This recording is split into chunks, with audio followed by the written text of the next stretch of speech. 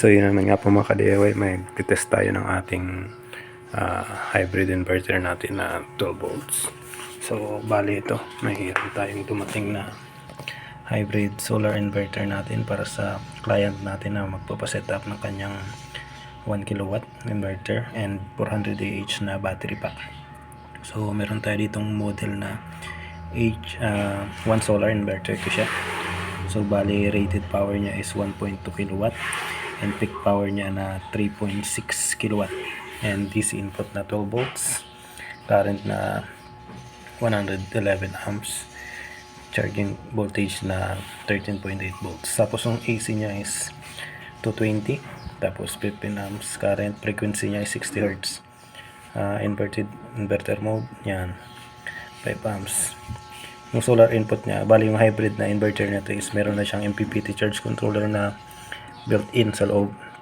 So pwede tayo dito mag max current niya is 40 amps. So kayang-kaya niya yung yung 500 watts na solar panel. Up to 550 watts solar panel ang kayang-kaya nito. So built-in na MPPT siya, hybrid na siya. Pwede rin to siyang mag-charge sa AC. So bali may 15 amps sa AC charging siya. So pag may connection yung bahay nyo na grid, so pwede natin to siya itap sa grid, and may solar input na rin siya na 40 amps. So bali ititest ko lang to siya, bali kararating lang nito kahapon. So itest ko muna siya. So sinaksak muna siya dito sa ating portable solar generator. So hindi ko na pinadaan sa BMS, direct lang sa battery, 12 volts naman yan. So ititest ko muna itong ating inverter kung gumagana. So power on, 5 seconds. So bali naset ko na kanina yung battery niya. So bali nalipat na natin siya sa lithium ion. So yan, naka lithium ion na siya. So may 220 output. So wala tayong solar input kasi hindi ito nakasaksak ngayon sa ating solar panel. So bali pwede yan siya ditong sa AC. So as you can see, may indicator light siya na yan, gabi may buwan. So ibig sabihin hindi siya connected sa AC.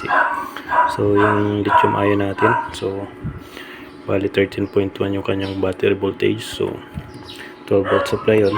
So 13.1. So medyo na yung ating battery, dapat 13.2 yan siya. So kailangan ko na rin i-charge yung ating portable solar generator.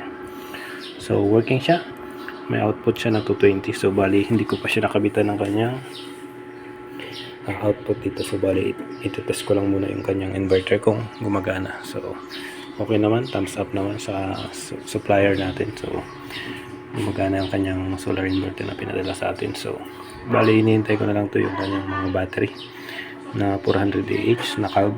So parating na rin. So bali kakabitan natin to siya ng dalawang 500 watts na solar panel. So bali meron to siyang tayo ditong 40 amps na, another 40 amps na MPPT charge controller. So hindi ko pa natitest yung kanyang mga breaker yan, wire sa loob. So yun lang po, update lang tayo sa susunod. So power off na natin.